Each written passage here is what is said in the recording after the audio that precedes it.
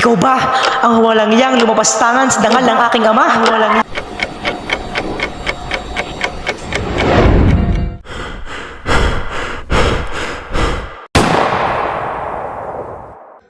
Inay! Inay! Inay! Ito na ba ang San Diego? Ang San Diego, ginugol ng aking ama ang kanyang buhay upang pangalagaan. Ikaw, Ibarra?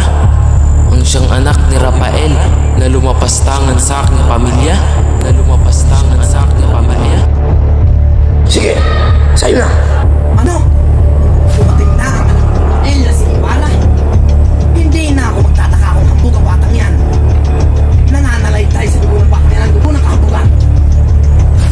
Nakapag-aral lamang sa Europa, akala mo na yung sino.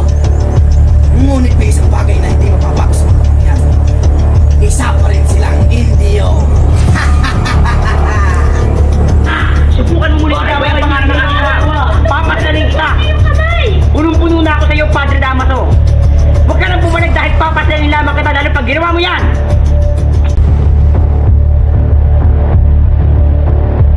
Crispin! Basilio! Asan na kayo?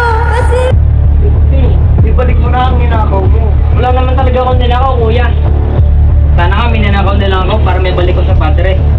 Huwag ninakaw! Si Padre Salvi sa picnic? Si Padre Salvi? Wala po akong kinuha. Wala po.